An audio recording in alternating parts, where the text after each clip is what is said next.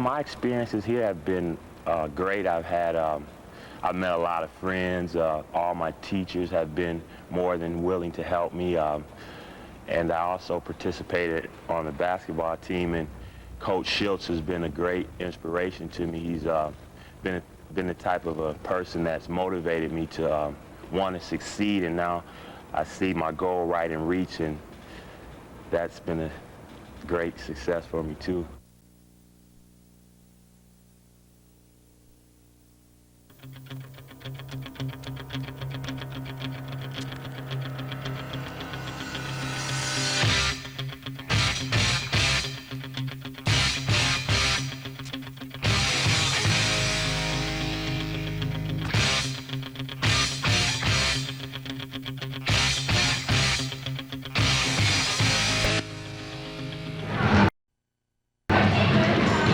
Welcome to KVCC Action Basketball, direct from Cougar Arena on the campus of Kalamazoo Valley Community College. With a win at Southwestern this week, the Cougars are now 12-1 in the conference and 24-1 overall. The extraordinary regular season will end tonight with a good matchup against the Kellogg Bruins, who are battling for a fourth-place finish in the conference. Hi, I'm Dave Hauser, and along with Gordon Miller, we'll be describing tonight's game. Our technical wizard, Tom Carson, is ready to follow all the action, so let's switch now to our pregame interview with the coach. Well, Coach, with the win at Southwestern, you're now 12-1. You're tied with Lansing for first place in the conference. You had some difficulties at Southwestern, but the second half you hit on all cylinders and managed to put it away. But it's been an extraordinary season. It really has been, Dave. It's been a lot of fun. We don't want it to end in the regular season like it did last year. Our last game, Southwestern beat us and forced us into a tie of the championship. We had several firsts that we have a chance to do tonight, though, Dave. If we could win tonight, it'd be the first time we've ever won back-to-back championships here. And it'll be the first time we've ever finished a regular season 25-1, 25 wins. In fact, it's the best record of any college in Kalamazoo area, I think, in the history of college basketball. Well, sounds great, but you still have to beat Kellogg tonight to make it 25-1. And Kellogg is a team that beat Toledo at Christmas when Toledo was ranked #1. So this is a dangerous team. It is a very dangerous team. We had a lot of trouble with them over at Kellogg. It ended up 91-74, but 58-50 with 11 minutes to go. It was a tough ball game. They milked the clock down. They did just what Southwestern did to us, only they're a lot more athletic than Southwestern. Brian Johnson has missed a couple of games for them. They're a 6'5" player, but he's back for this one. Keith Davis from Kalamazoo Central. He's a very fine point guard. Liddell Williams from Albion had 25 against us in the Christmas tournament, was an all-tournament player. And Eugene Hopkins is their leading scorer. So we have to play good defense tonight. This team, Tony Warren's done a great job at Kellogg this last year. Well, the other thing is that Kellogg is battling for a fourth-place finish, and if they would win fourth place, then that would give them a home court advantage in their first round of the state tournament. Right. They could play in the state tournament at home on Monday night, so it's a big game from them too. You've got a lot of sophomores on this team. I know you're going to have some mixed emotions.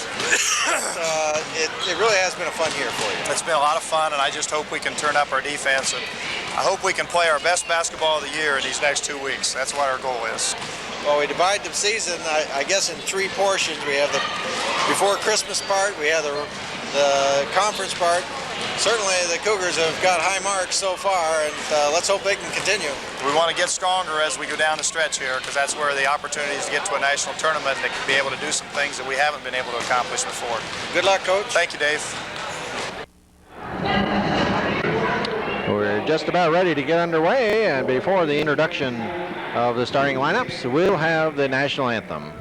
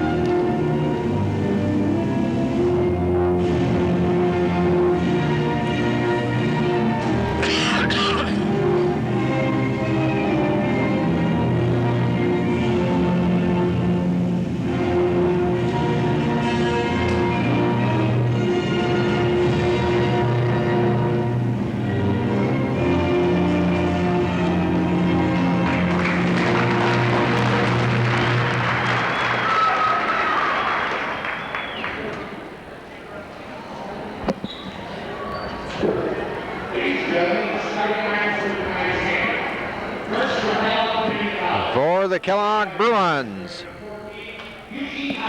Number 14, Eugene Hopkins at 21.6 points per game, the second leading scorer in the conference.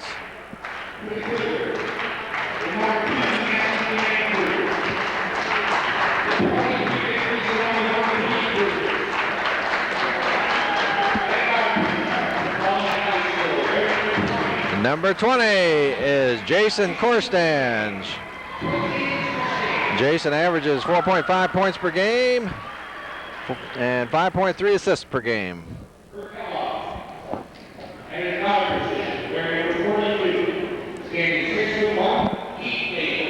Number 42 is Keith Davis at 10.2 points per game.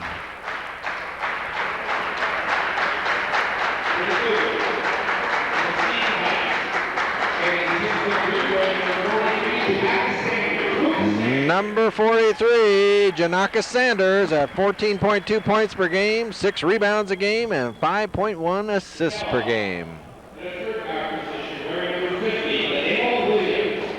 Number 50, Ladale William at 12.1 points per game.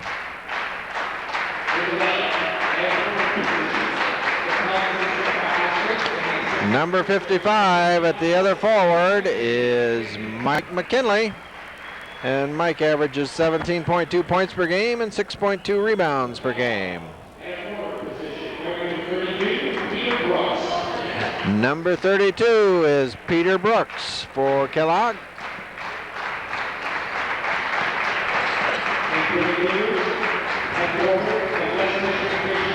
At another forward, number 51 is Randy Prince at 19.3 points per game and 9.1 rebounds per game.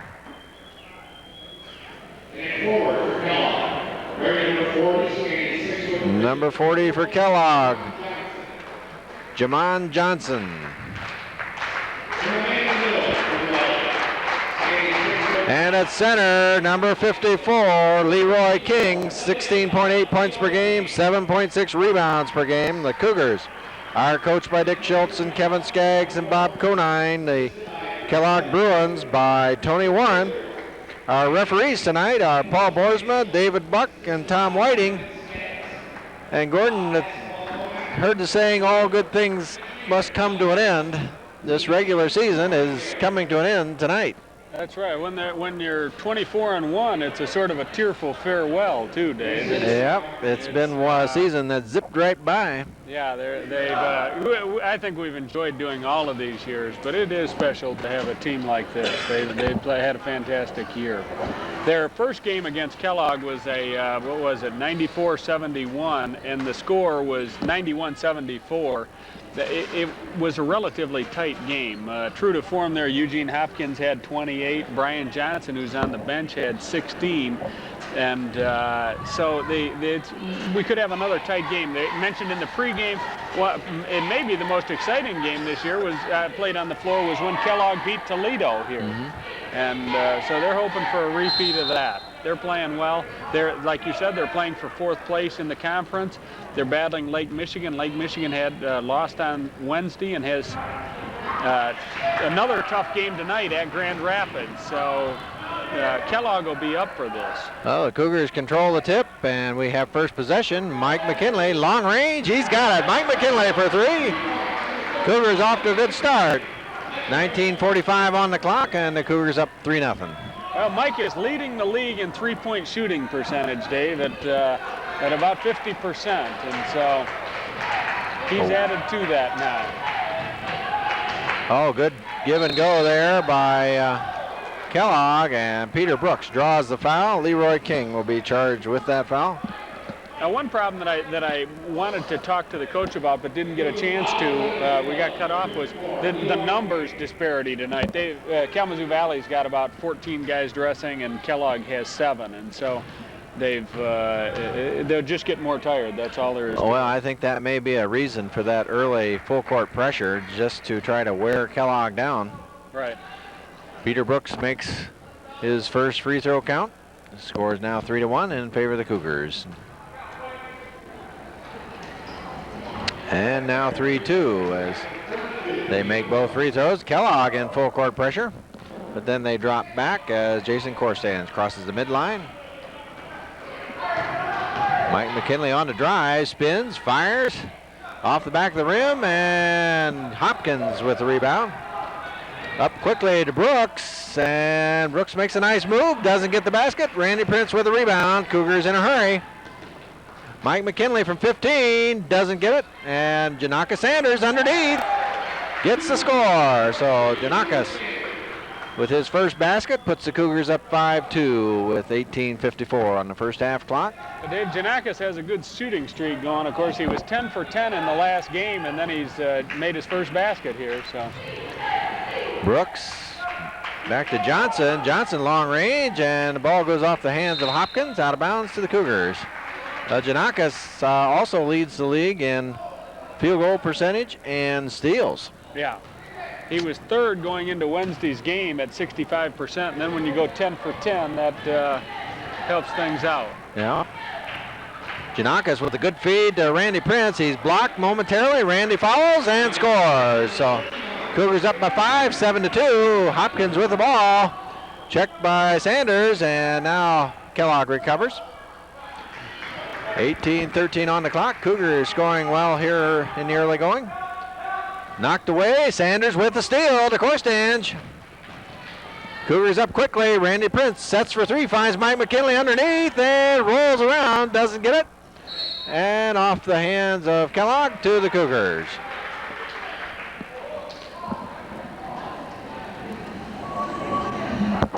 $17:57 on the clock.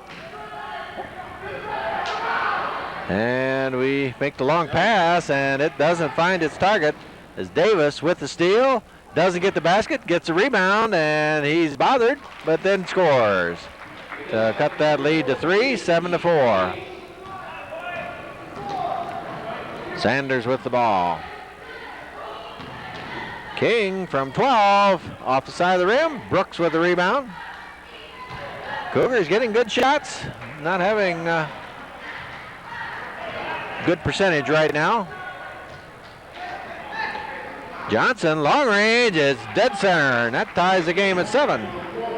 So very quickly, Kellogg gets back into the game as they were down 7-2, and they've scored 5 straight points. Ball's into Leroy King. He's checked by 2 Bruins. And now Chris Higgins checks into the game. One of the players sitting in the middle of the bench there with the maroon sweater is Joe Zima, Dave. He's hurt. He tore a muscle in his knee about 10 days ago, and he's hoping he's not done for the year. Inside pass to Sanders, and Janakis converts for his second basket. 2 for 2 for Janakis, and Cougars lead by 2, 9-7. Joe is he's 6'7" and played quite a bit for the Bruins, and he's hoping to get back in this. And we've got a foul on Randy Prince. Second team foul on the Cougars. Brian Johnson checks into the game now for Kellogg.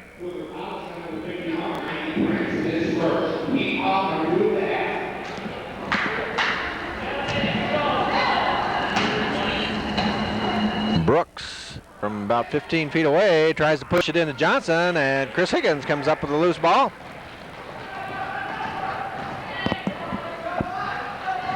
$16:40 on the clock. Cougars up by 2, 9-7.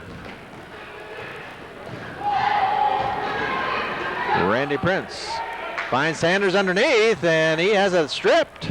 And Chris Higgins battles and tries to give the pass to Sanders, and Sanders gets his first miss there. Yeah. After 12 baskets. Janakis in heavy traffic, couldn't get it to fall. 16:10 on the clock. Hopkins with the ball. Looks inside and has to push it out to Davis. Brooks on the drive to Johnson to Brooks. And off the front of the rim. McKinley with the rebound, up quickly to Sanders. It was a good pass to Chris Higgins. Brooks is down to check him, and we have a traveling violation on the Cougars. Good hustle by Brooks there, Dave. Well, that was one thing that concerned the coach is the team speed of Kellogg. They do have a lot of quickness, and Yeah. They can make that transition game difficult at times. Yeah, he's Brooks there, 32. He's 6'8", 210, and he's got he's fairly fluid. Gets up and down the floor too. 15 seconds left on the shot clock. Keith Davis about 35 feet from the basket. We're down to 8 seconds on the shot clock. And now Tony Warren is desperately motioning his team to shoot. And they do. Chris Higgins has the rebound. Sanders checked by Hopkins. Chris Higgins across the circle. Corsange to Randy Prince from the corner, and in and out. Johnson with a rebound. Well, there's two Johnsons out there, Brian Johnson, and I forgot to check if it's Jamin or Jaman. No? We'll call him JJ. Okay. BJ and JJ. 14:40 left on the first half clock, and Sanders with the ball for the Cougars. Mike McKinley from 16, soft shot, rolls all over, but couldn't find the hole. Brooks with the ball. And the Cougars scored 7 points early, but they've... The ball stopped going in the net lately, Dave. They've gotten some good shots, but... Good defense on that play by Mike McKinley, and now Cougars will try to break some of that ice, right? As now they send in some new troops to see what they can do. Jeff Duval, Sean Nealon, and Leroy Kane back into the lineup. 14:16 on the clock, and Jeff Duval with the ball.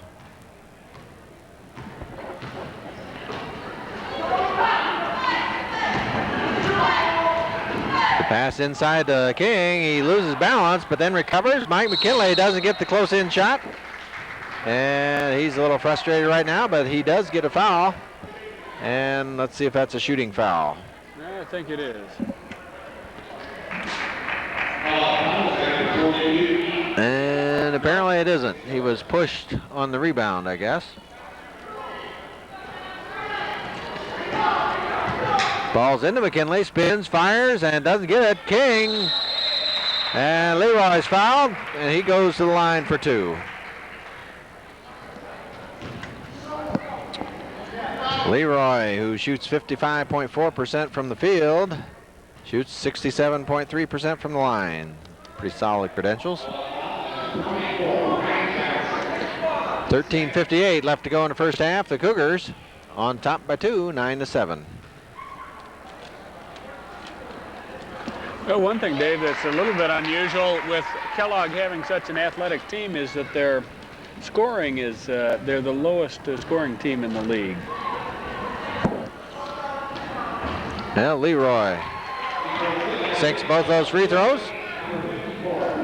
Although you see, the shot clock does run down sometimes before they get to the.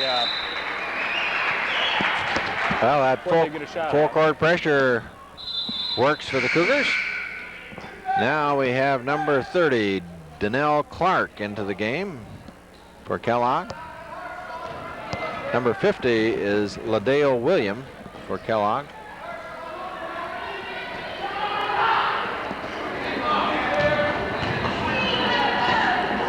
Mike McKinley, long range, gives a high lob to Leroy King, and we've got a good conversion there as Leroy sinks the basket to put the Cougars up by 6, 13-7.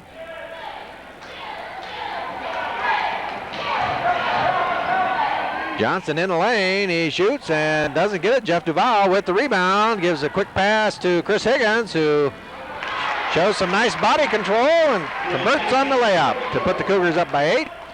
And we've got some transition offense by Kellogg, but it's checked by the Cougars, and now Jeff Duval's on the attack. Up quickly to Sean Nealon, and it's knocked away by William. And there's a traveling violation by Clark as he had trouble handling that ball. Well, we still got people coming in the door there, I see, Dave. Yeah. We've got some timeout taken here with 12:56 on the clock. Cougars up by 8, 15-7. Who's guarding Brooks now? Are you guarding? I don't got Brooks. You got Brooks now? Yeah, the tall guy. Okay, you got to get back to him. Okay, full speed, Leroy, down to 4. See, their fast break offense. They have a sideline. You see the girls running that sideline fast break. They run it the same way, and his job is like our 4-man is to sprint down to 4, and you got to be down here when he catches it. We can't let him have that shot. That's the way to get in there and get the rebound, right? When you do play good defense, you're going to get it out of there, and we can go with it now. All right, now remember how the start of the game I said let's don't worry about pressing them real hard. Now's the time to press them real hard. You get up on them, get the press on real quick, get the trap on as soon as that ball comes in bounds, and play for that steal out of there. Let's go. Let's go. Come on.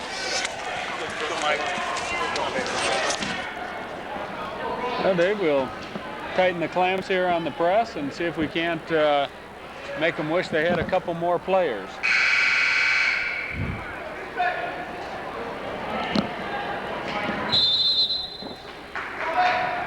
Jeff Duval with the basketball right now. On the drive to Sean Nealon from 18 feet. He scores a basket. Sean Nealon with his first basket. Sean's averaging 9.3 points per game off the bench, and excellent defensive player. Playing cat and mouse there with Jamin Johnson. Now Williams. Brian Johnson has the ball now into Brooks. Spins, fires, checked by Leroy King, and now Kellogg has a easy basket as the loose ball fell into the Bruin hands. About 10 days ago, Sean Nealon was sick for a while, Dave. He seems to have popped back pretty well. Yep. In the King, spins, fires, scoops, and scores. Leroy King with his 6th point. Cougars up by 10 now, 19-9.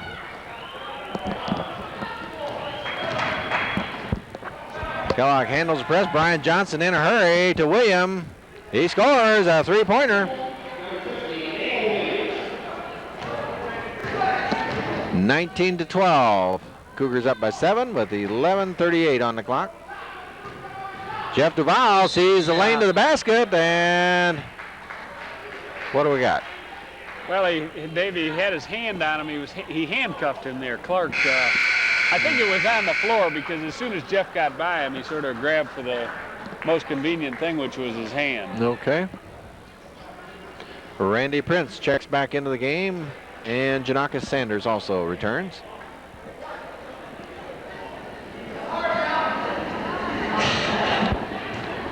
.11:34 on the clock.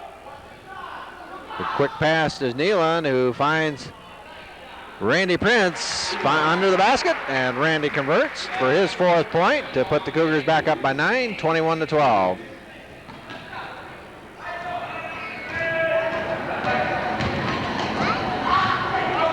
Williams long range again, and Janakis Sanders with the rebound to Nealon, who's flying down the lane and scores. Sean Nealon with a good run for the basket as Sanders gave him the pass that allowed him to do it. And now we got a home run ball by King, and it's saved to Sanders, who finds Randy Prince back into the lane, and Randy converts for his 6 points, and the Cougars threatening to open this game up here with some quick baskets. Now lead by 13, 25-12. 7-7 in the early going, and Valley's been on a good streak. 18-7 since. 18-5. Well, they were getting good shots there from about 18 minutes to 14 minutes, but they wouldn't fall. But now the Cougars have found range, and now Brian Johnson has his shot interrupted by King and knocked out of bounds by Sanders. Leroy King, a very formidable presence underneath.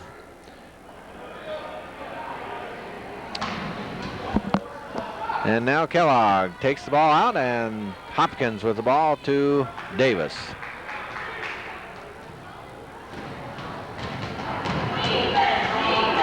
Williams out top.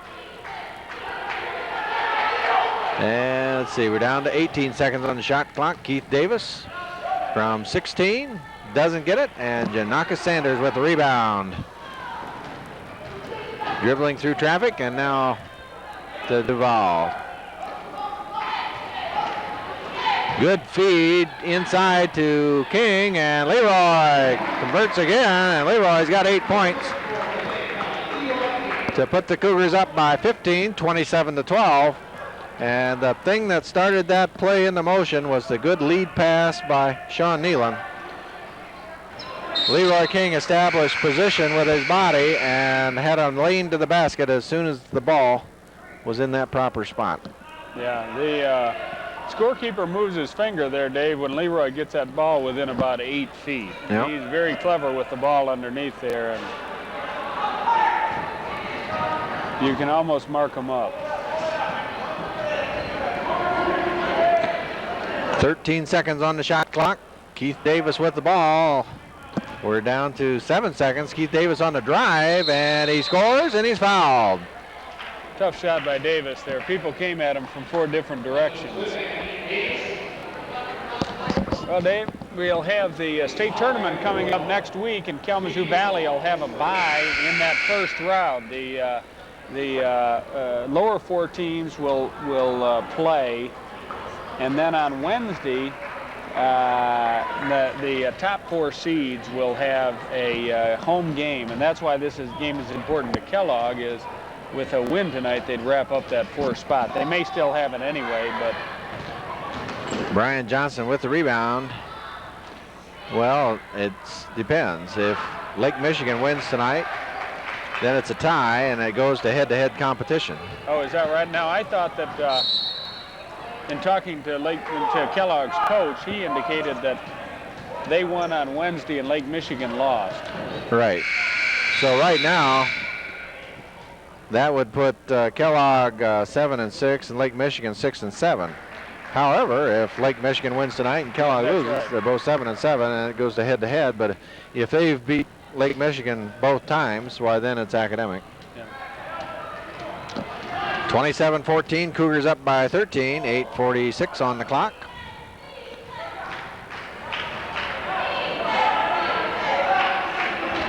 Well, one of the things that, well, I'll wait till the break to keep going on the tournament. Good help there by Sean Nealon. Ball's loose, picked up by Davis. And Davis gets the shot to drop. And that cuts the lead to 11, 27-16. Sanders on the attack, goes to the basket and doesn't get the shot, but we've got a foul. I believe a blocking foul on Williams. Okay, the Kalamazoo Valley will host a game on Wednesday, and then they'll come and hopefully they'll be playing again Friday and Saturday. Of course, it's a tournament, so they have to win. One of the things about this game, though, is the 3rd place team in the league, tied for first, is Kalamazoo and Lansing at 12-1.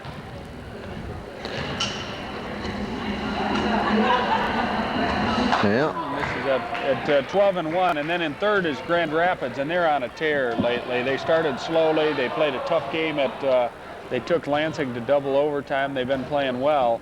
And then the 4th place team is Kellogg. Well, there's going to be a flip of the coin, assuming Lansing and Kalamazoo win tonight. It's going to be a big flip. Yeah. What a block by Janaka Sanders, and we're back on a break. Mike McKinley converts. Pass from Jason Kostange. 29-16, Cougars up by 13. Well, the loser of that flip has a much better chance of playing Grand Rapids. And then the winner of the flip will play either Kellogg or Lake Michigan, which seems to be an easier match. Mike McKinley comes out in a hurry, and he gives it to Sanders, and Sanders has a block. McKinley recovers, and Mike has a foot on the line. Kellogg showing you some of their quickness. Mike McKinley thought he had an open shot, and it disappeared. Yep. And Mike walking a little gingerly. I don't know if he's re-injured that tendon. Dave is, yes, he still has Achilles problem. He's limping noticeably right now. Right, he sat out 1 game.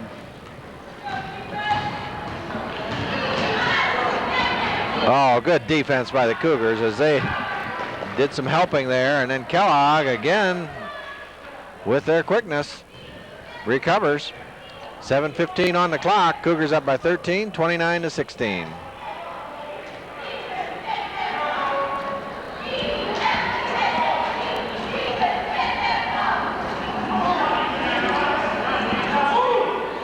And we're down to 13 seconds on the shot clock. Kellogg milking the clock a little bit. Johnson, long range is short. Janaka Sanders rips that ball out of there. And then looked like he was fouled. Hopkins charges. Jason Korstange was there to establish position and take the force of that charge. All right, he was there long enough to catch a bus there, Dave. He was just standing by the roadside and got run over. Pretty durable young man. He's taken several of those charges. He pops right up. Yeah. He's got good feet, Dave. He gets in good position.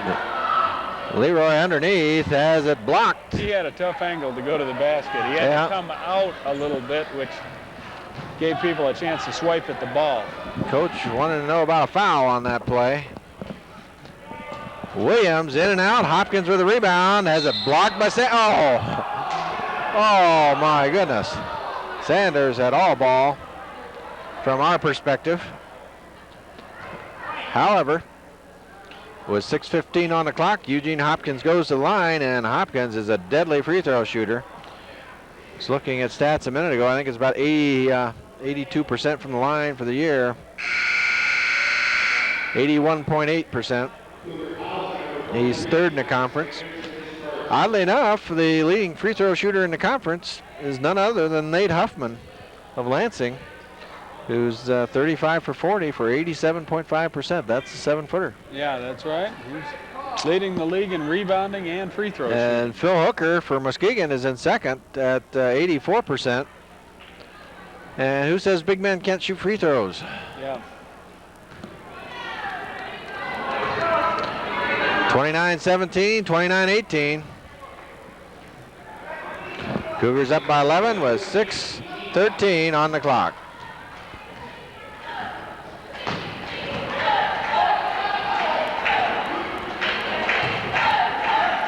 The lob into Randy Prince, who's in traffic but scores anyway. Randy Prince with his 8th point.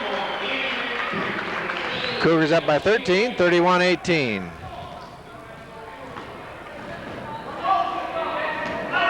Clark, long range, short, and King with a rebound.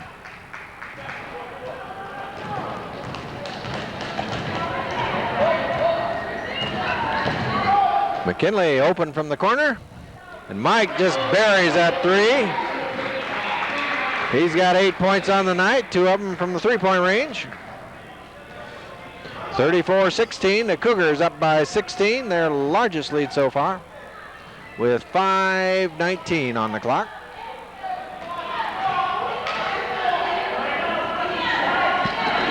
Clark, long range, has it partially blocked by Korstange, and Sanders comes out with it to McKinley. That's King, and Leroy just flies to the basket. And now the Cougars are up by 18 with 4:58 on the clock, and gee, I might want a timeout if I were Coach Warren. And that's what they call it. With the Cougars up by 18, 36-18, and 4:51 left on the first half clock.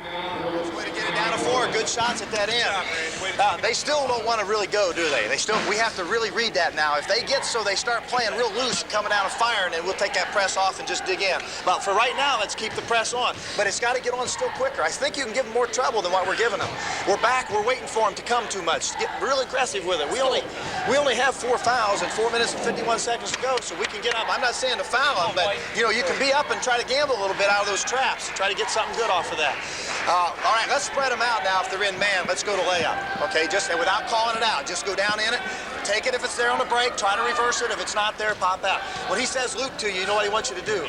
Okay, come up shallow. You went too deep and got in the way of the guy last time. Okay, now let's move hard. No soft stretches now. Let's go. Let's go. Still 44 right now.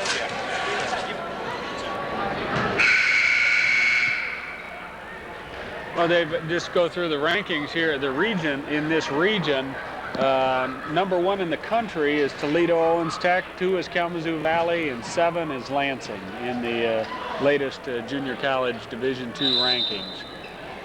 Okay. I've been looking for them in the free press. I haven't seen them lately. Yeah. Well, I asked Coach Schultz about Lansing being 11 or 7. And he said it was, he thought his interpretation of that was they really just didn't want to have 3 teams in the top 3 or top 5 from the same region. Yeah. And although there's good argument for that when you have the national champion coming out of this region about 4 or 5 of the last 8 times. Oh, what a hustle by Jason Korstange. Almost steals it. It used to be regular season would be about 20 games, or 18 to 20 games. Now, Cougars have a chance to win 25 in the regular season alone. So the college season has been extended somewhat. Whoa, Leroy King! Well, I think Leroy got away with a foul there on that 3-point attempt by Johnson, but he showed no mercy at the other end. Janaka Sanders with the rebound, and Cougars in a hurry. Knocked away by Johnson, picked up by McKinley. Mike McKinley scores for his 10th point, and the Cougars have opened up a 22-point advantage here in the first half with 3:48 remaining.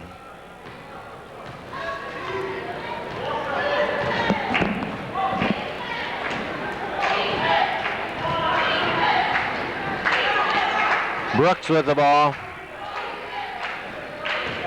Davis has it blocked by King. And Kellogg was looking for that pass, partially blocked. Korstange to Prince, who drives and has it blocked.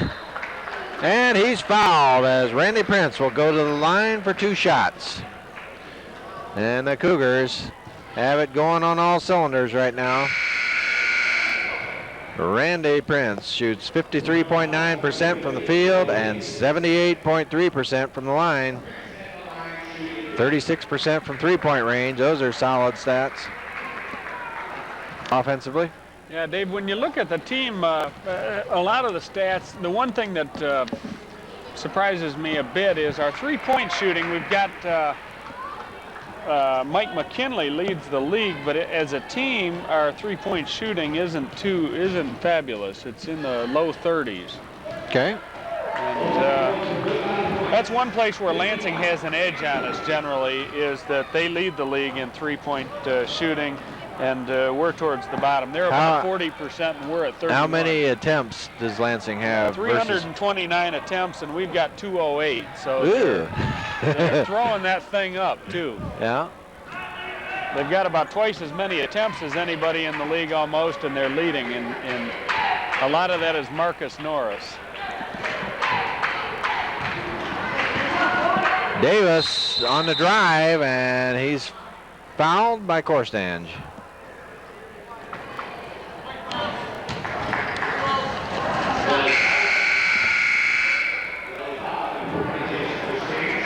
Right there was an example of that verticality phenomena Coach was talking about the other day. Jason goes straight up, but then the offense brings the shot into the defense. Yeah, they initiate and the defense contact. is penalized. Yeah. Yeah, And Marcus. Davis gets that first one. Marcus Norris has 96 attempts, Dave, so he's shot as many threes as some teams. And they get both free throws. 42-20 now. Cougars up by 22 with 2:43 left to go in the first half. Sean Nealon with the ball. Cross-court pass to Randy Prince. He has to jump high to retrieve it. McKinley on the drive to Sean Nealon. Sean's 2 for 2. Oh, 3 for 3, I should say. He's 2 for 2 from about 18 feet. He also had a layup. Johnson to the hole. How do you do? And there's a long pass to Chris Higgins. Sean Nealon scores within about 3 seconds of that last basket. Sean's got 8 points here in the first half. 46-22, Cougars up by 24 with 1:55 on the clock. A very clean game. Only 11 fouls for both teams. And there we've got a foul on that last shot by Brooks. And Brooks will go to the line for 1.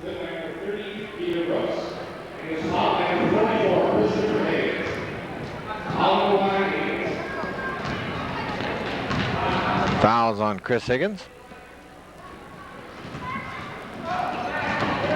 Davis with the rebound. Johnson on the drive to Brian Johnson. Off the back of the rim, and Sean Nealon with the rebound. In a hurry to Higgins. Sets from 3-point range. A little short. Williams with the rebound to Johnson. And we got another charging foul. Again, that splat as Jason Korstange sprawling on the ground. He sort of adjusts his neck, rubs his back. That one was a hard one there. Third foul on Brian Johnson. And Tony Warren is protesting the case to the referee, but to no avail. I'm glad to see Mike come back. He left open an opportunity for a double. Randy Prince in close with the good pass from Nealon. Randy with 12 points, 48-24. Cougars up by 24.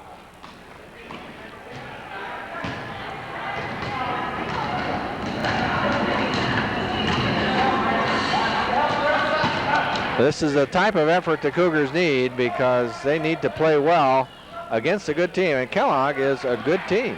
Yeah, they've got some talented people out there. Chris Higgins with the defense. Again, Kellogg disrupting some of our offense off the transition, and we get a foul on Chris Higgins, and that will send Davis to the line for 1-1. That puts Kellogg in the penalty.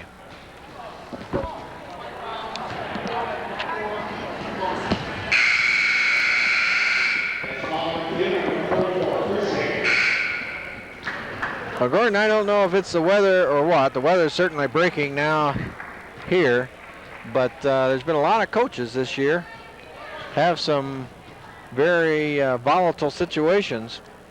Most recently, Tom Chaney of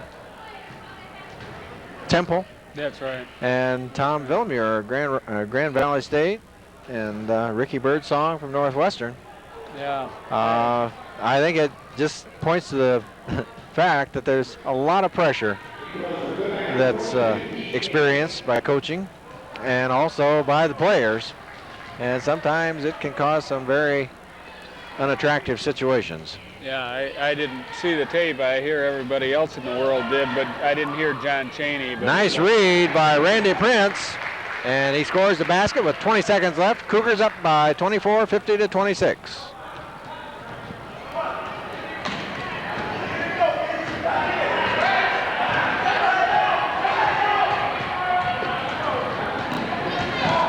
Johnson, long range, no, and Hopkins with the rebound. He scores at the buzzer, and that will count to end our first half with the Cougars on top, 50-28. And comments so far? Well, Dave, I think they've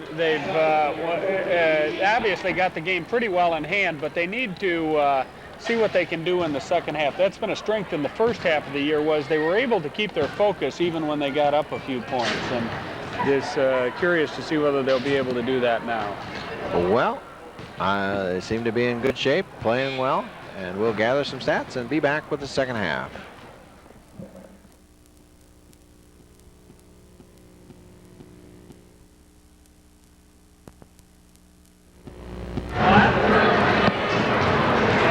Well, we're just about ready to start the second half. We have a few moments here to update you on some of the statistics for the Kellogg Bruins. Keith Davis led the way with 10 points and Peter Brooks with 6. For the Cougars, we had Randy Prince with 14 points, Leroy King with 12, Mike McKinley with 10, and Sean Nealon with 8. The Cougars shot a sizzling 61%, and Kellogg, the inverse of that, very cool at 24%. Rebounding, Cougars up by 7, 25-18. And all in all, a real good half for the Cougars, Gordon. Yeah, Dave, this was about as well as they could play. And certainly a good indication as we start the second half and also the state tournament. And the Cougars will get their first action on Wednesday. Yeah, there are some things that you could always think of, that there were a few times where we, on that press, where we didn't get all 5 people into the press and things like that. But outside of that, it was good shooting. Even the popcorn was good. That's right. That's right. I didn't really want to, Dave, but I felt I owed it to the concessionaire to get that. I noticed the Kellogg coaches had a couple bags. You've had some. Most everybody here has. Matter of fact, I financed your bag. As a matter of Dave, I'm going to get that $1 back to you very quickly. I hate to be in debt to you. Okay, well, we're just about set to go with another 20 minutes, and the Cougars on top, 50-28. I know how you are about interest, Dave, and I don't want to have a broken finger here. Okay. For the game, so I'll make sure that I can take care of that. All right.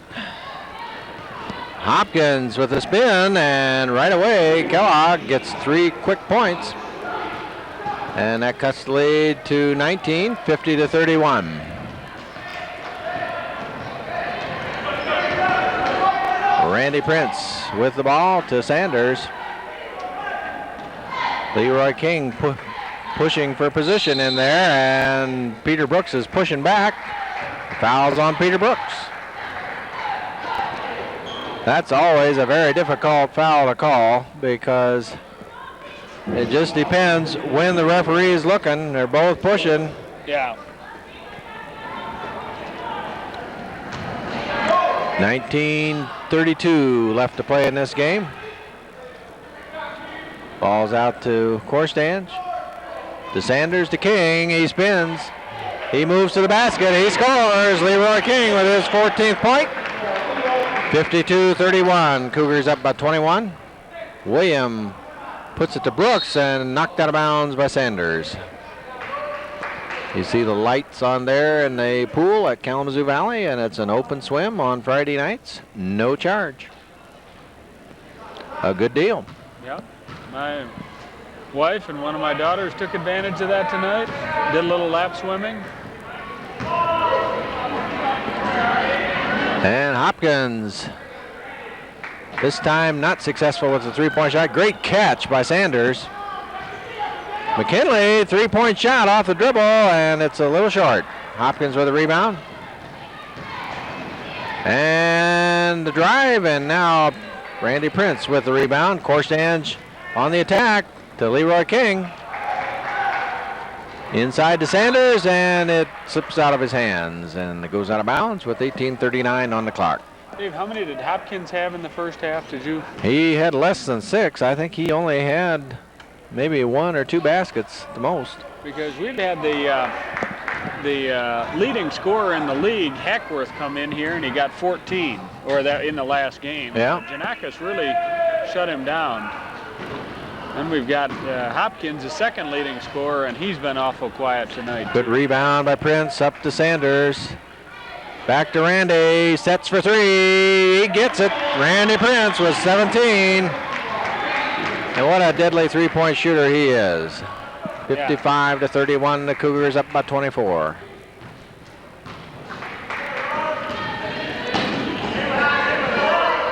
Hopkins in and out.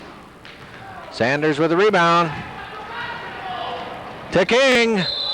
Oh, what a strong move by Leroy King. He almost got the basket, but he was hammered there by Kellogg.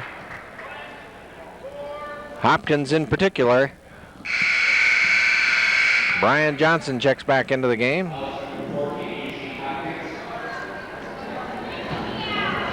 Again, going through that state tournament schedule, Dave, we'll host a game on Wednesday night, and hopefully we'll keep going on Friday and Saturday. Saturday night at the championship game, the Cougar Cagers will be performing their last performance of the year, and that will be a highlight for that championship game.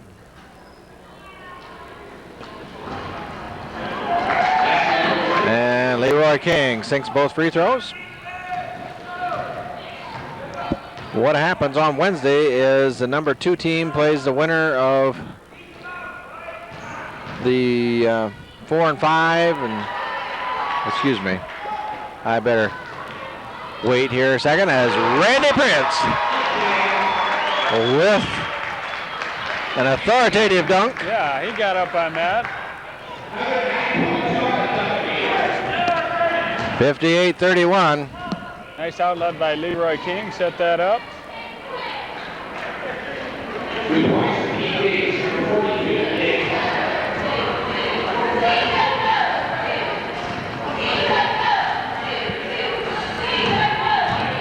McKinley on the drive, he puts up the ball and he's fouled. Assuming that both Lansing and Kalamazoo Valley win tonight, they'll flip to see who gets what on the second round of the tournament. The number 3 team will play the number 6 team, and the number 4 team will play the number 5 team. And so it will either be the winner of the 3-6 game versus Kalamazoo Valley or the winner of the 4-5 game versus Kalamazoo Valley next Wednesday. The winner of that game will play a team from the East in the semifinals. Yep. And then the finals, semifinals will be on Friday, and the finals will be on Saturday. Consult your papers, local papers, for times and teams. Davis on the drive, he scores. 59-35.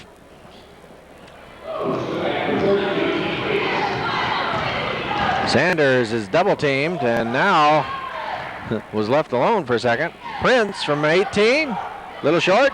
King with a rebound. And he travels with the ball as he goes up for the shot. 16:33 left to play, and the Cougars up by 24. Johnson has it knocked away by King, recovered by Brooks, and Brooks to Johnson. And that goes off his hands to the Cougars. So Kellogg still having difficulty penetrating the Cougar defense. And we have Sean Nealon checking in for Mike McKinley.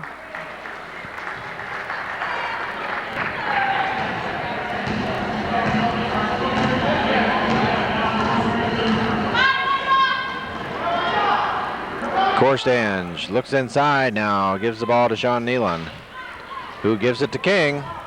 King spins, fires, has a block by Brooks. Up quickly to Davis. Oh, nice try by Brian Johnson as he had to handle a very difficult pass. He puts up a shot, but he was fouled on the shot by Sean Nealon.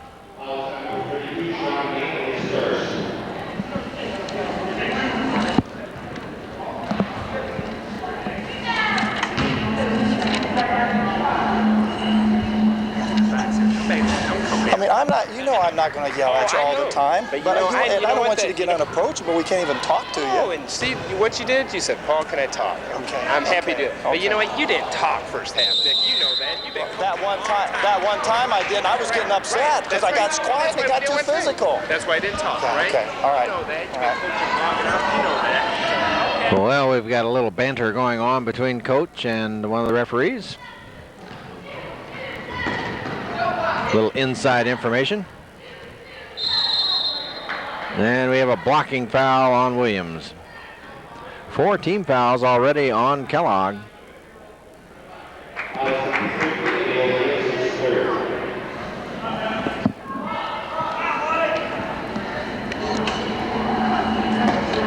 The ball's pushed in to King, who gives Korstange a nice pass.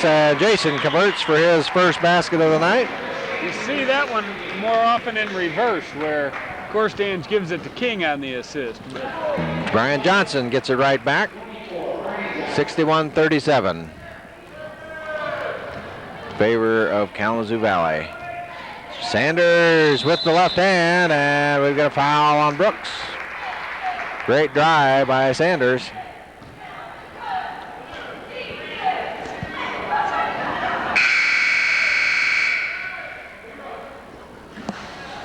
Chris Higgins into the game. Well, Dave, Kalamazoo Valley's climbed back up to number 2 in the national poll. They were number 1 for a week or so, and they got knocked off. They sort of followed that national trend there, where you get about a week at number 1, and then you get knocked off. Well, they'll get a chance to determine that in the regional. Yeah.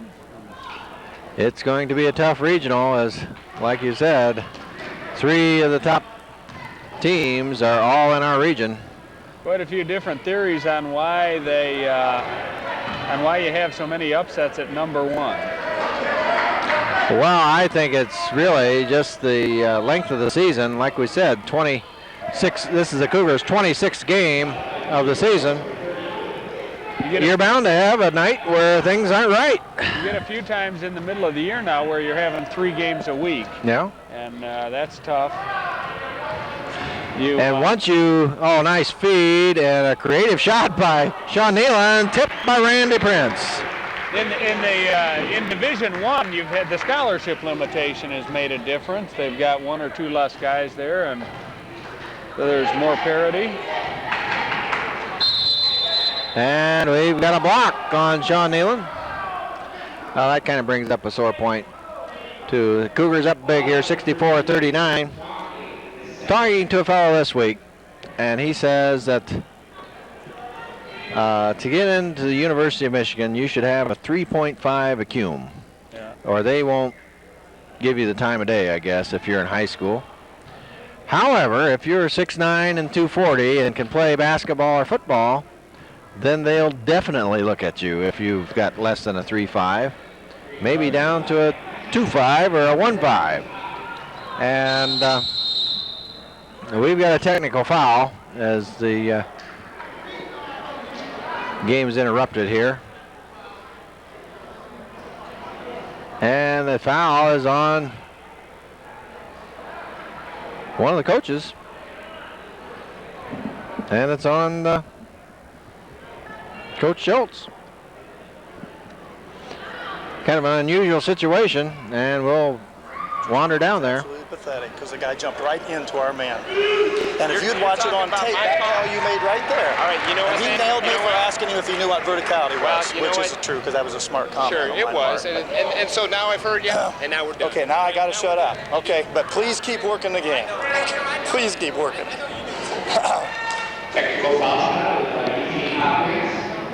64-42 now. Kellogg will get possession. Is that a first for us here, Dave, on technical fouls? Well, not a first. We've had them before. On Coach Schultz, I don't remember. Oh, I remember one in either a regional tournament or a state tournament game. It must have been a regional tournament against Sinclair or Lake College from Ohio, one or the other. And it was a very costly one, but I think we came back to win that game. Oh, yeah. They happen. Sean Nealon going to the basket, and Peter Brooks happened to be in his way, and Brooks was moving with him, and Sean Nealon Brooks came down. Lowered the hammer, and he is in pain right now. I think he came down on that wrist, Dave. He's in trouble. And he will sit down for a minute. Kellogg only has 7 people, and Peter Brooks is going to take a rest. To go on with my thought, though, as something isn't right here. If they can alter the standards for an athlete, my point is, if you're going to look at somebody, or if with that's a great basketball player, 2.5 or 2.0 ACUM, you've got to look at anyone who wants to go, and you can certainly make it clear that your chances will not be good, but they've got to look at you.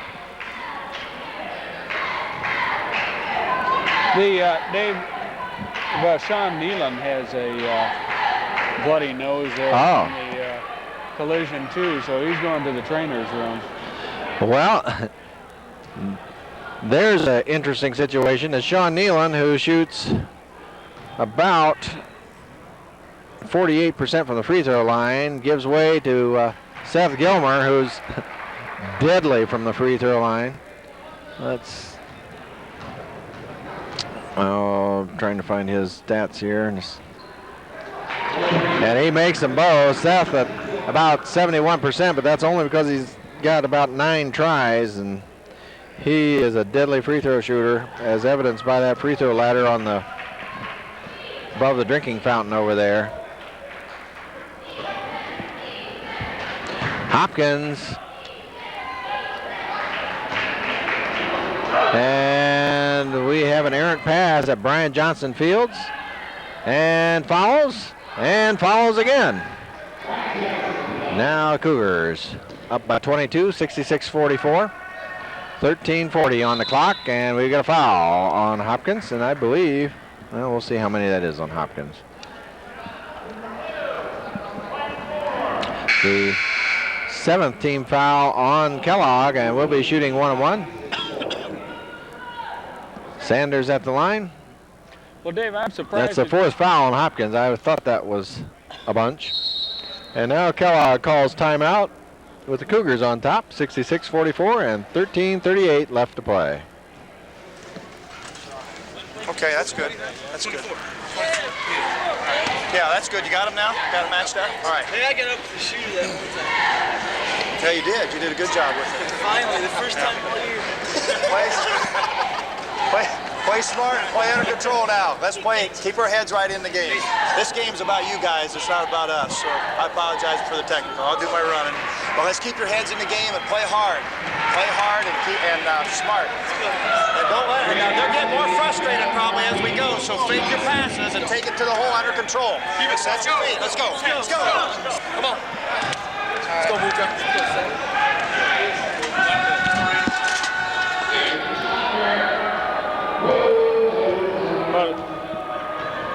Dave, you've got me sort of off track. Out of all of the schools to pick on about that academic requirements for athletes, you have picked the University of Michigan. Well, that was the example I heard, and I've heard that. And Dave, I went there 20 years ago, and to tell you the truth, I suspected as much when I was there. That I had some very bright athletes in my class, and then there were some pretty poor students, and some pretty poor students who were athletes in a class or two also. Well, sometimes a grade point can be deceiving, certainly. Yeah.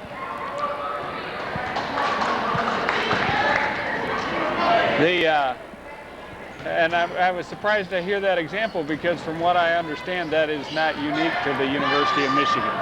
Oh, no, that was just the specific example that I had. I just wonder, some schools like Stanford, if there is a double standard there too. I know they have very high academic standards. But I think you hear about that. Say Duke has run surprisingly close to not compromising their standards. But one of the arguments that you run into there, Dave, is that say for instance at Duke, is that their goal really, as far as the athletic program, is to bring in players that are not going to fail academically, that these guys excel at something else, and that they ought to take that into consideration. Just like if the guy was in law school, for instance, if the guy's a great musician, they'll take that into account in some schools. Well, I don't know if there's as much money involved with the musician, with the music department, as there is with the athletic department. Right. I'm just saying that there are some strange situations going on with regards to academics and athletics. One thing that's very positive here at Kalamazoo Valley is the 3.1 or so acumen of the team Yeah, just by coincidence, I saw Doug Schaefer in the gym tonight. He was an academic All-American at a 4-point at Kalamazoo Valley. Played at Western last year, and I believe he's just going to graduate this year. High lob to Randy Prince from Jason Korstange. Oh, my. What a pretty read. 68-44. Randy Prince with 23 points.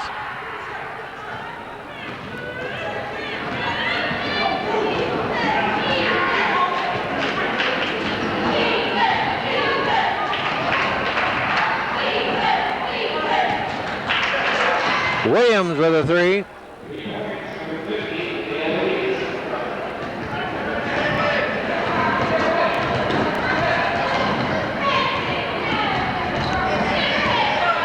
Korstange on a drive. Oh, a pretty layup. Chris Higgins with the follow. Gets it. Chris Higgins.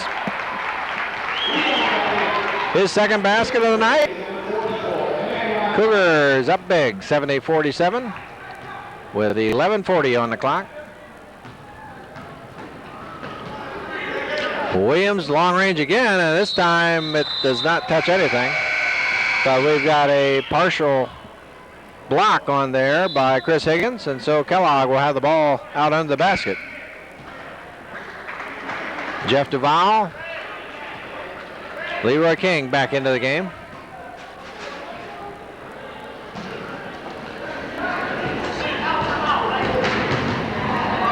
Johnson with the spin and the tip and the score. Brian Johnson with the basket. 70-49. Jeff Duval has it stripped, but a traveling violation.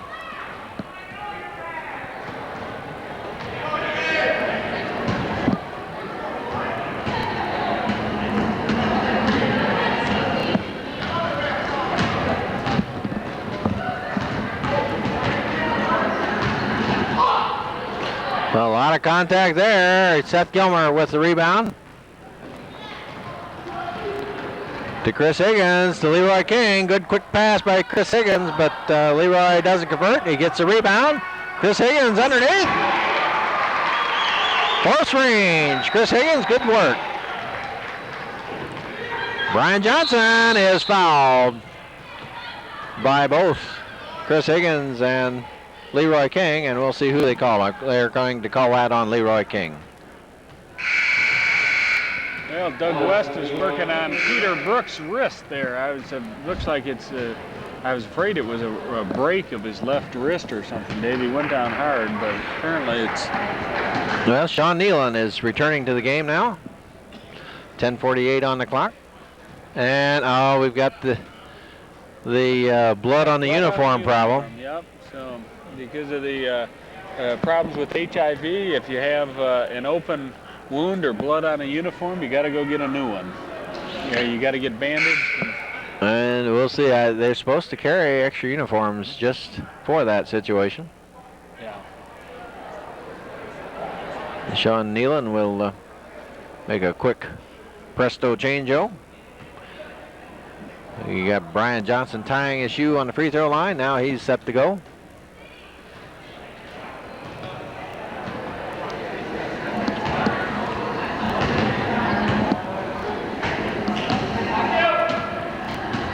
And he scores the first one.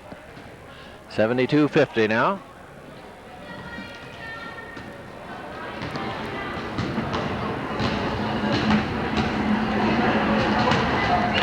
Janaka Sanders with the rebound. Quickly to Chris Higgins. Jeff Duval to King. To Seth Gilmer, who tries to push it inside. He goes off the hands of Brian Johnson.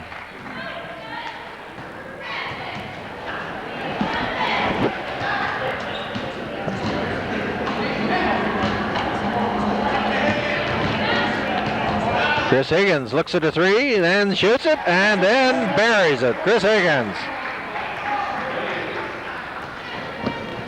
He's got 9 points. Hopkins, no. Tipped by Williams. Pretty impressive as he tipped it over Leroy King.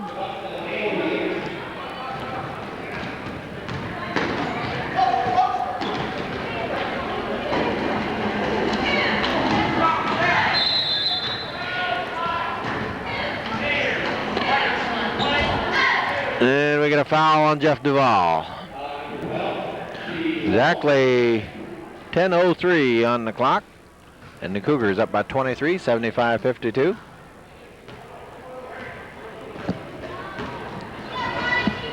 Hopkins has it stripped, and now Leroy King has it stripped, and Williams with the easy bucket. 75-54. Seth Gilmer brings the ball across the midline. And what do we have? If it's a foul on Hopkins, he's through for the night.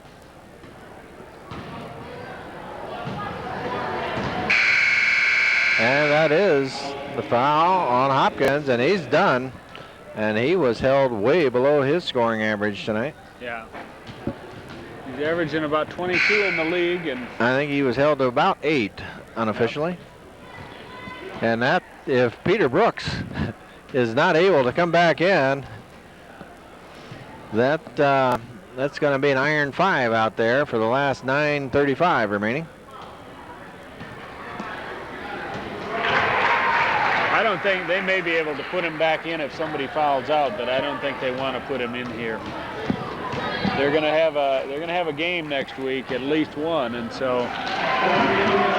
Well, I found out that Kellogg is going to participate in the state tournament, but they've decided not to participate in the regional, perhaps due to their lack of numbers. Loose ball is picked up by Davis.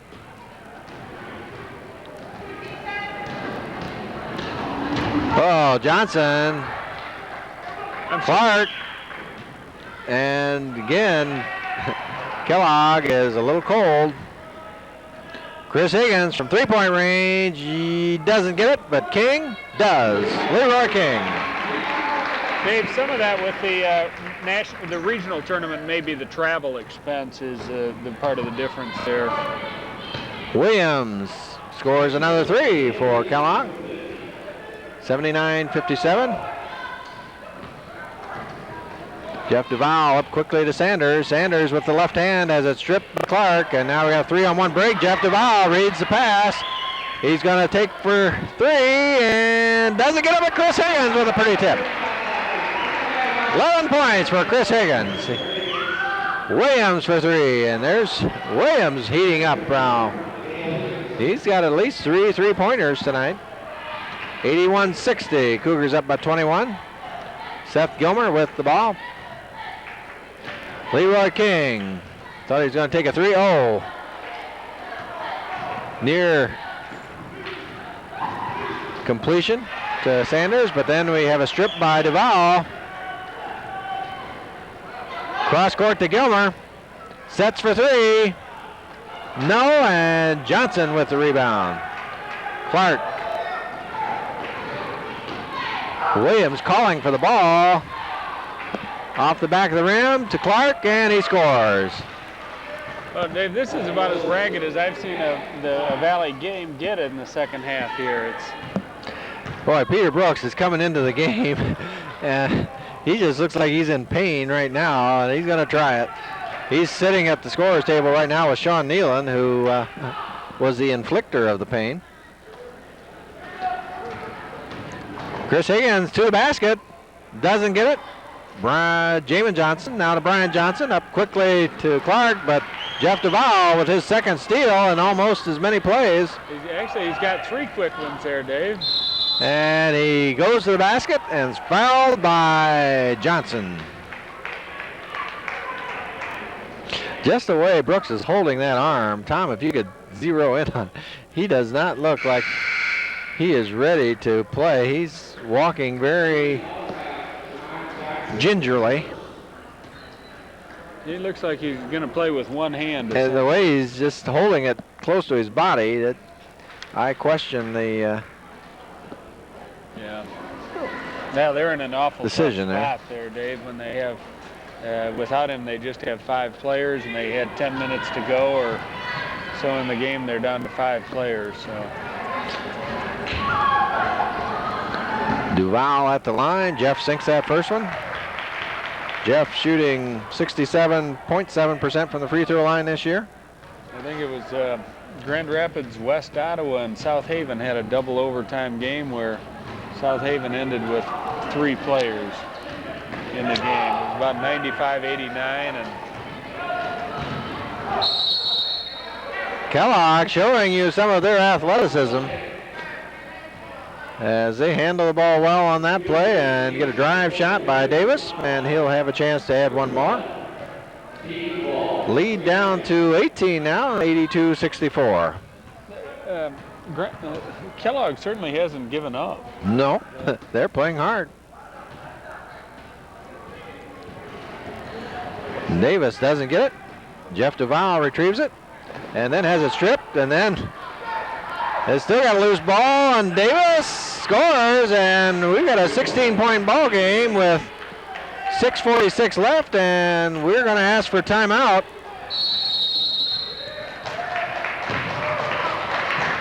And try to get our troops organized. Marcus, you're in for Seth. Jason, you're in for Jeff.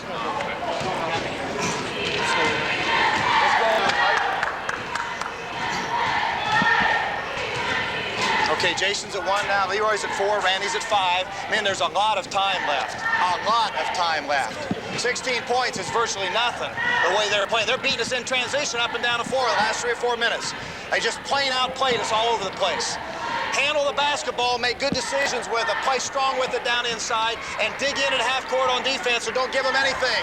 Get back down the middle. You like them driving around you? Shooting threes in your face? Get down and play at it now. Let's go. Let's go. Let's go. Cougars will be playing at home. Well, Dave, I have a firm grasp of the obvious usually, and this game has just gotten a lot tighter than it should have here. So we'll put the starters back in here and see what happens. We've gotten better rest than Kellogg has.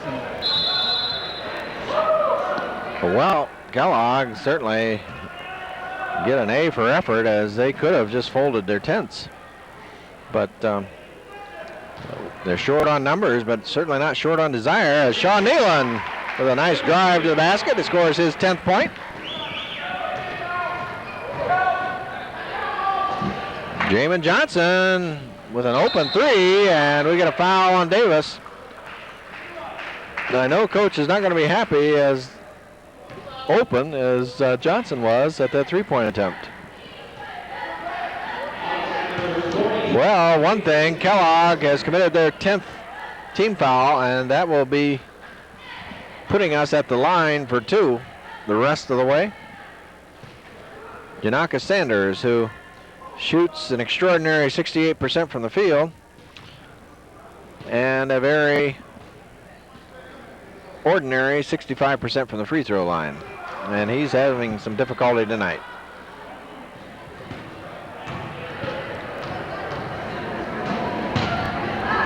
And there, he got the stroke down. It's only his 5th point of the night. Johnson, long range. Sanders with the rebound. 85-66.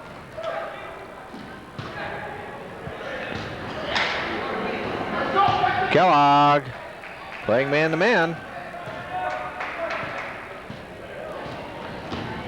Sanders drives to the basket. And almost a spectacular tip-in, but didn't quite fall by King. Clark is on the out-of-bounds line.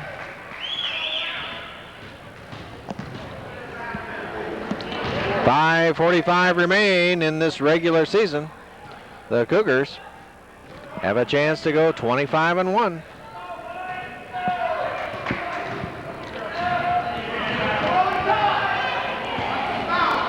And there, Davis steals the pass and scores the layup. 5:27 left. Cougars up by 17, 85-68. Sanders on the attack.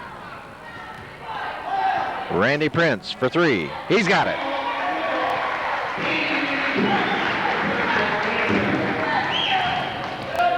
.26 points for Randy Prince. Johnson on the drive. And a blocking foul on Janaka Sanders. 88-68, 5:04 remain.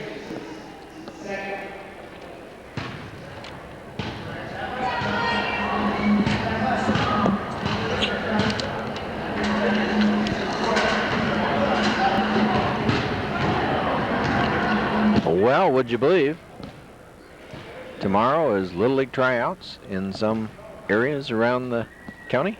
No, I didn't know that, Dave.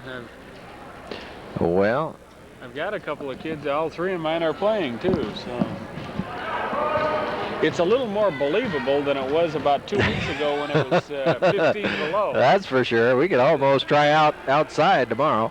Yeah, when it's been 50 degrees the last couple of days, so I'll believe it. Sean Nealon with the ball. Randy Prince to Leroy King. Shoots. And Sean Nealon with the attempt at a save, and it's picked off by Davis. 4:43 remain. Cougars up by 18, 88-70. Davis with the ball. Shoots and is short, but Brian Johnson is there to put in the rebound. Pass to Sean Nealon to Leroy King, and he doesn't get the dunk. Sean Nealon with the tap. And now we're going the other direction. 88-72, and we've got a long rebound picked up by Jason Korstange. The Dave, you mentioned about the baseball. They had an article in Sports Illustrated about basketball in Alaska. Oh, yeah. And they had a few pictures of the outdoor hoops there, and the guys shooting on the glacier, it looked like, you know. That driveway basketball in Alaska is a little tougher. I got the impression that one of the Alaska preppers is one of the top recruits. That's right. He's going to Duke. Sean Nealon at the line. They have some, apparently they have very good facilities financed by oil money in Alaska. The state does pretty well up there. And yes, they do. so they have good. Guy was talking about when he coached in North Dakota, and he said he'd have 3 or 4 balls a year that he could use, and they were always scrounging for equipment. He went to Alaska, and he said they are just flush with all kinds of equipment. They fly to all of their games. Johnson with a nifty drive to the basket. 90-74. Cougars with a 16-point advantage. 3:45 remain.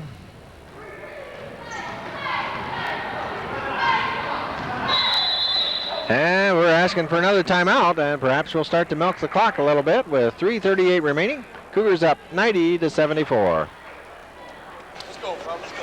All right, now this is a situation that we might be in later on in the season. We're going to play motion 10 now all the time. We're going to play for layups everywhere. We're going to move the ball and get a lot of free throws and take good care of the basketball now. We're not playing, we're not backing off and not attacking the basket. We're attacking the basket. Okay, we're playing if the layup comes right away or any shot in the paint, those real close shots, and we'll even make one more exception on it. If you get an open 3, go ahead and take it. We got good odds on that too, okay? But keep the ball moving around the perimeter and stay on balance. And men down there, though, they're just going through us like water. They had 28 points at the half. They're approaching 50 right now with almost 4 minutes left. We're giving up 60-65 at that pace, 100 to 120, 130 points right now at that pace. Let's dig in on the defense, but we'll use the clock a little bit on the offense. Come on, let's go. Make good decisions. Let's go. Well, I just noticed Mike McKinley down there with his foot in an ice bucket, and he's obviously done for this evening. Right. That does not bode well for next week's tournament because Mike is a very important cog in this wheel.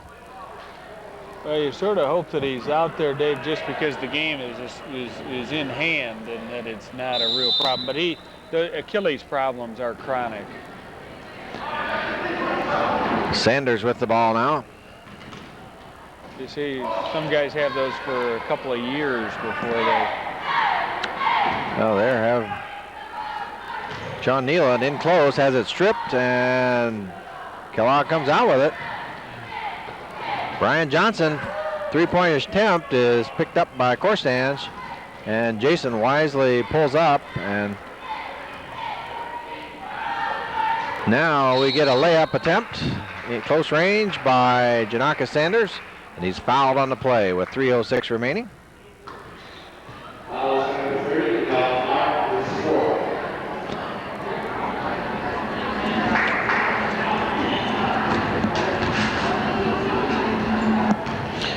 The halftime score, if you just tuned in, was 50-28 in favor of the Cougars.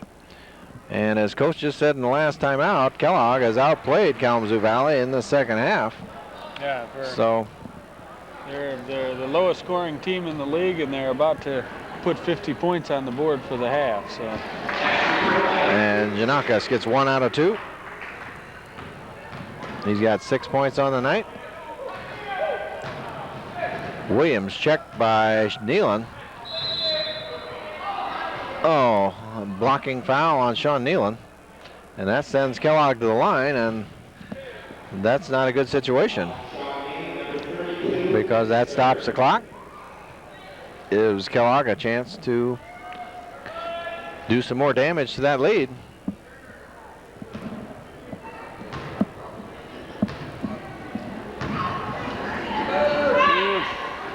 Williams shoots about 72%. 91-75.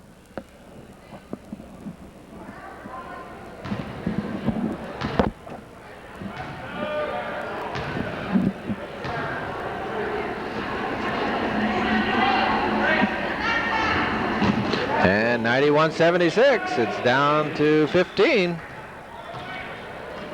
Up quickly to Leroy King, but now the Cougars pulling it out. Again, trying to milk the clock. Pass to Randy Prince in the corner, and Randy with another 3, and that may do it, as that puts the Cougars up by 18 with 2.5 left to go. And if I forget to say it, Gordon, this has been another fun year. Yeah. And I don't think he's going to get that basket on the continuation. Yeah. But he will go to the line for 1-on-1. You're right, Dave. Hard to beat this. Oh, my goodness. The Cougars have played so well, and it's been fun up here in the booth with you and Tom. Yeah. Then I'll get you your $1 back. Oh. You'll be even then. I'd hate to have that cast a pall on the season. We went 25-1, but I lost $1. I'd hate to hear that for years. So. Nice feed underneath the Sanders as the Cougars put this one away now, 96-76. Sanders with his 8th point. Brian Johnson with the ball. And Sanders with the read, and he flies to the basket and scores the layup. Janaka Sanders with 2 quick buckets. And all of a sudden, I think Kellogg has burnt out a little bit. They made a gallant effort. Yeah, the travel came first. I was wondering whether they were going to call it. You hate to. And we're going to have some substitutions here as, again, the last regular season home game for Janaka Sanders and Randy Prince and Leroy King and Mike McKinley, Jeff Duvall, Chris Higgins. What a class of recruits that was. Jeff Barzak into the game, John Couture, Dan Kurzman, and Tom Trush, Mark Skinner. 1:39 left to play. John Couture looks at 3 and then buries it.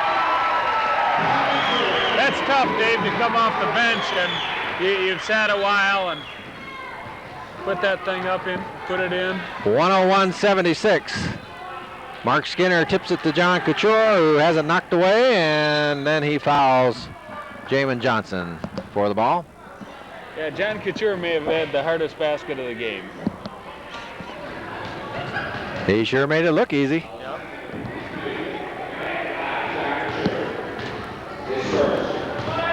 1:17 remain. Cougars in control now, 101-76.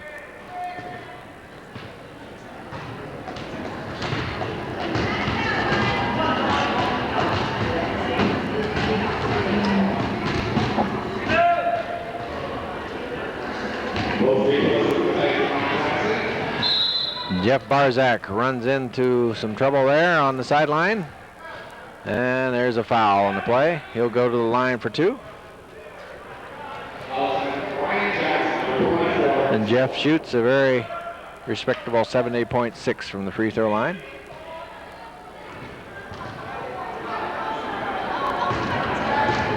Jeff from Centerville, who has a very highly ranked team in Class C play this year. Yeah, his brother plays. His dad's been the coach over the years. His older brother, a big star at K College. Tom Tresh with the rebound. Skinner in close. Mark Skinner with the basket. 103-78.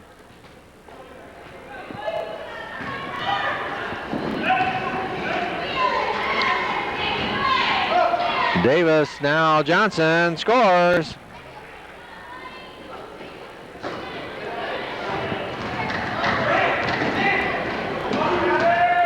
Couture with the 3, no, rebound Tresh underneath. Has a block, Skinner with the basket. Mark Skinner with 2 quick buckets.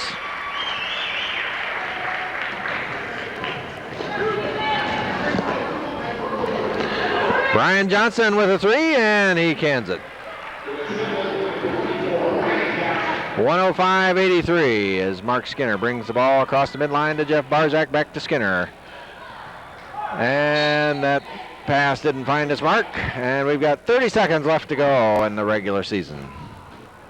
Brian Johnson with the ball. Inside to Williams. Is it blocked by Skinner? Foul on Dan Kurzman.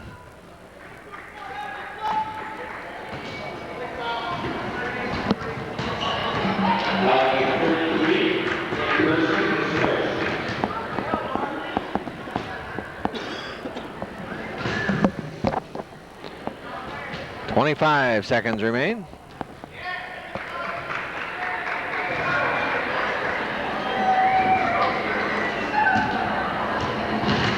Williams with a big night for Kellogg. Several three-pointers here in the second half.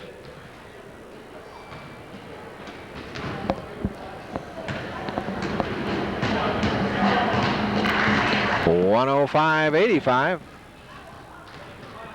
Barzak up quickly to Kurzman. Breaks the basket, tries a reverse layup. Tom Tresh with the foul. Long one by Davis. And Johnson with the score. 12 seconds left, and knocked out of bounds by Kellogg.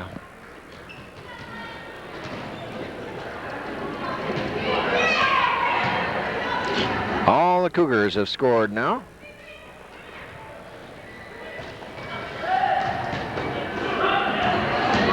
Kurzman for 3. No. Rebound, Davis. And he's got 1 second. A long one from midcourt goes over the hoop. And there you have it. 107-87. The Cougars prevail and go a record-setting 25-1 on the regular season, 13-1 on a conference, and getting a big round of applause by this very friendly crowd.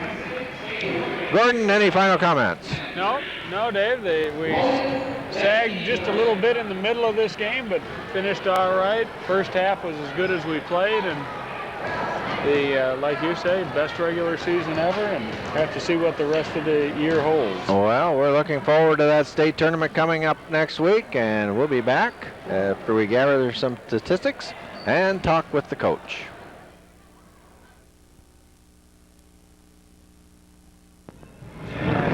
Well, we've got a special treat tonight. We're going to talk with some of the Cougars who've played a major role this season, and in Randy's case, both last 2 seasons. Randy, this has been a very successful season for you. Tonight, you won the 25th game of the year. It's your second conference championship, and what are your thoughts right now?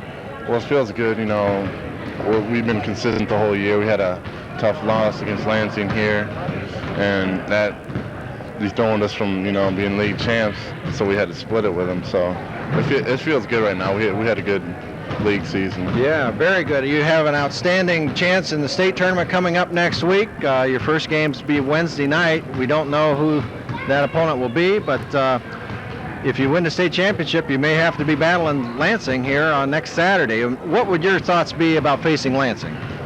Well, I think we're excited about, the thought that we are going to play Lansing.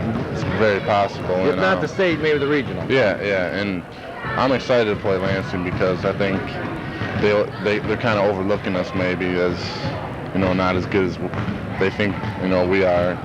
Last time Nate Huffman gave you a lot of trouble inside, and then we struggled a little bit from the outside when we went to that game. So do you see doing anything different against Huffman inside? Yeah, I think we're going to pound it down low more, give them more pump fakes, and maybe take them on the perimeter a little bit and just work them down low, try to get them in foul trouble. Congratulations, Randy, on a fine season, and best of luck to you coming up in the state tournament and regional, and best of luck to you in your career after Kalamazoo Valley. Thank you. Thanks for stopping by.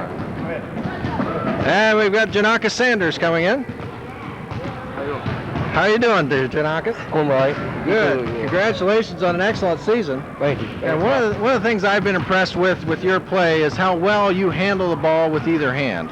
And you are a natural right-hander, is that correct? Yes, I am. Yeah. But you handle the ball left-handed, and it doesn't seem like you lose a step or anything. If anything, you accelerate when you go to left hand. Well, it's all from practice and stuff like that. We got drills with right hand, left handed drills, but it just comes with the flow of the game. It's nothing big, nothing like that. It's just it's dribbling skills. It just comes natural. Yeah, it's coming natural. Yeah. All right. Now you've led this league this year in field goal percentage, Right. and now your shot selection is outstanding. It comes in close range, Right. but the reason you can do that is with your passing, sets it up. And what is your thoughts as you enter the lane, say on a drive? Are you looking to pass or looking to score? My first option is look to pass, but then it's like when I'm dribbling, like sometimes I beat my guy to the hole. Then sometimes they help out on the defensive man help out on me. So then I pass, but sometimes they don't help out. Then I have open shot. Open layups like that. It's cool though. One thing I've got to ask you, I know you had a new prescription on your contacts here last week. How has that affected your vision? Well, it's about 100% better. 100% better? 100% better, yeah. Well, 'cause I was really blind, Yeah. I really couldn't tell, but, since I got these contacts in, I can tell a lot. It's a lot clearer, everything looks newer. Are we going to see maybe more long-range shots now? I don't know. I wouldn't say no. I wouldn't say that. Well, congratulations on an excellent season, Janakis, and best of luck to you in the state tournament and the regional coming up. All right, thanks a lot. Thank you. And we got the big guy.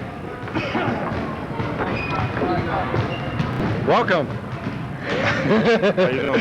All right. Leroy, you have you've had an interesting career here. You were here 2 years ago, and then last year you practiced with the team, and you got your academics in order, and then this year you can come back and make an outstanding contribution, and that's really a tribute to your willingness to stick to it and to produce here at Kalamazoo Valley. Well, I try not to give up. Well, Coach wouldn't let me give up on one thing, and I didn't want to let my teammates down. I just wanted to sit out last year, get my grades together, get my priorities straight, and come back strong this year, try to make a difference in the team this year.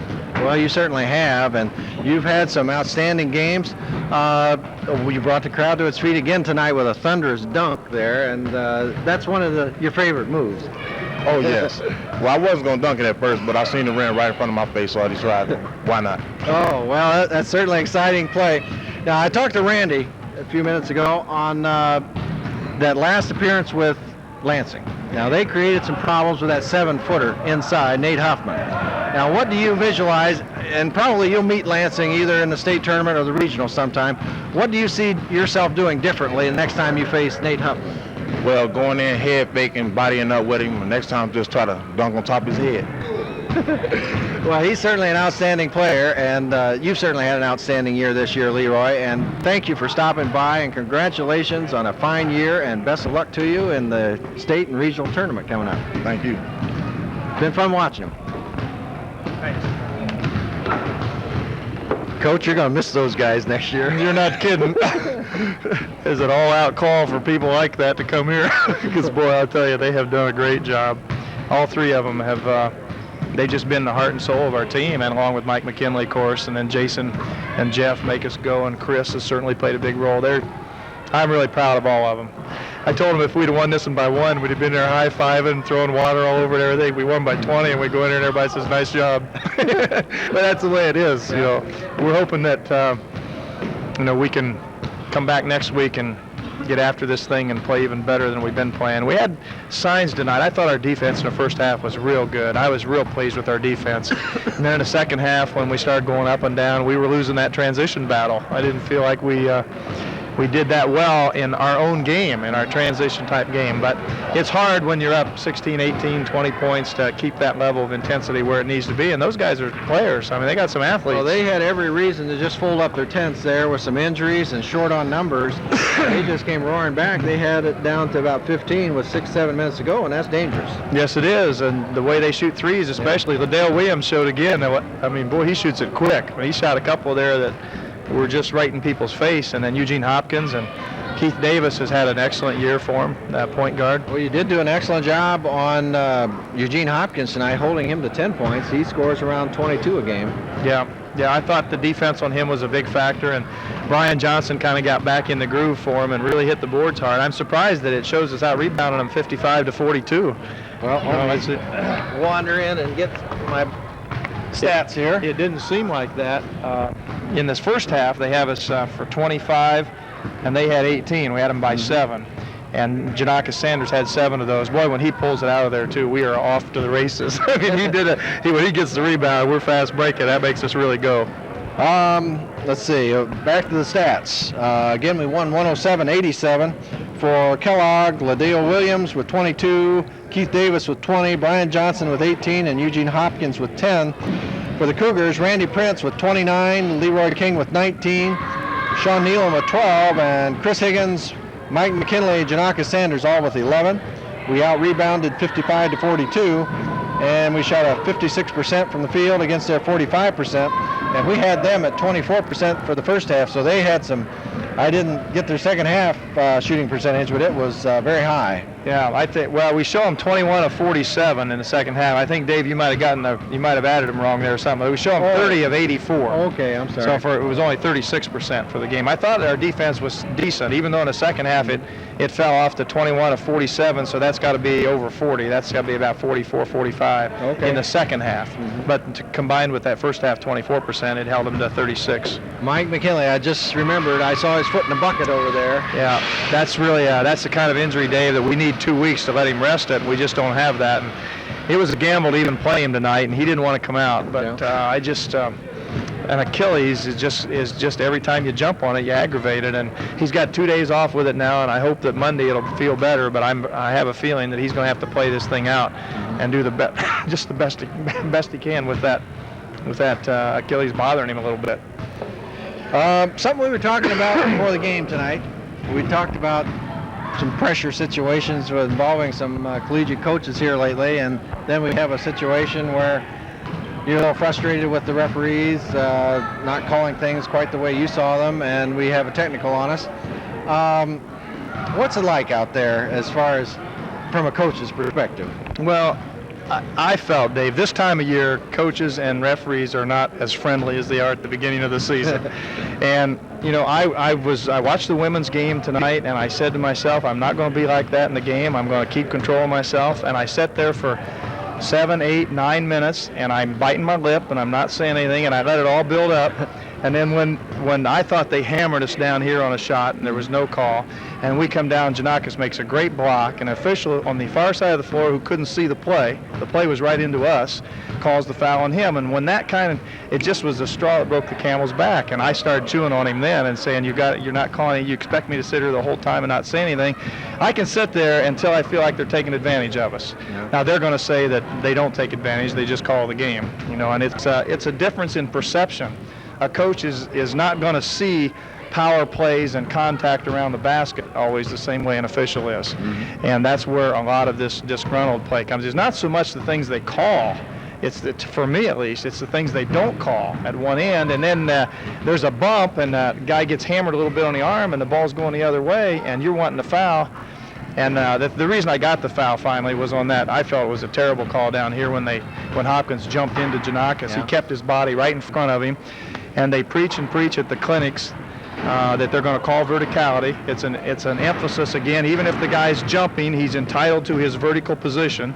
And I thought that was a clear case of a guy jumping into somebody that was in his position. The referee didn't see it that way. He didn't. Apparently, he didn't think he had position, or he thought he jumped into him, or I don't know what. But I'd watched that back 6 or 7 times. I'll watch it again tonight, and I think I was absolutely right on that one. But it doesn't matter. No. I mean, the referee's got the whistle, and he's going to call it. And I asked the referee running by me, I insulted his intelligence, and when you do that, you're going to get a technical. I just asked him if he knew what verticality meant. I was getting so frustrated with that call, and obviously he knows what it means, and he just didn't have to take that from me, so I probably deserved it. I think that's my first one in 2 years. I had to be careful because the new rule, you get a second one. I wanted to say something again, I could get thrown out of here. And I thought, I don't want to get thrown out of our last game when we win a championship. Well, again, back to the season, 25-1 used to be.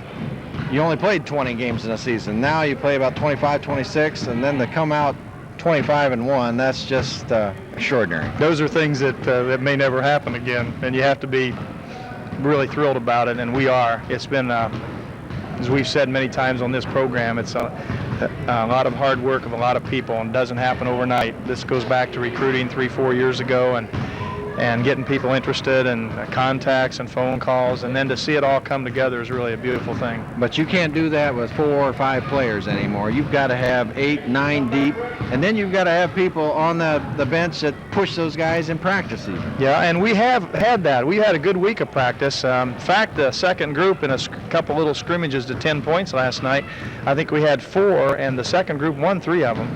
And that's a good sign. I mean, they should, in a sense, they should win once in a while because it's the day after a game and the other guys played and they didn't. And so they're fresher than the other group. But boy, that makes the first group stay in there and get after it. And that we've had that. We've had it. I thought Skinner played well tonight again, and Trush and Barzak, those guys really work. John Couture comes in about 2 seconds, puts in a 3. John's been playing better and better, and I put Seth in ahead of John today because of the free throw situation, and Seth made the free throws and then was really aggressive defensively. I thought his first 2 trips down, he started Hopkins well. Yeah. I thought, well, I'll leave him in there for a while, and I thought he did okay. Well, again, congratulations on a fine season. We got the state tournament coming up. We'll be at the game Wednesday night and have that for the cable viewers. Yes, it's been good to have you here again, and we're looking for a big week next week. We got to take them one play at a time, one game at a time. Hope we can get through whatever we have dealt to us on Wednesday. We don't know who it'll be. It could be Kellogg again. Yeah. That's a very distinct possibility. Well, bearing a flip of the coin, it could be Grand Rapids, too. Could be Grand Rapids, could be Lake Michigan, could be Glen Oaks. But whoever it is, we have to play our game, play well, and then get into the Final Four if we can, and see the 2 teams from the East come over, and probably Lansing will be that 4th team. So we're hoping to be in the show next Friday night, and hoping to have a cablecast game for next Friday night. Okay, real good. Again, the Cougars win 107-87 over Kellogg. We'd like to thank you for watching tonight's game, and please join us again for more KVCC Action Basketball.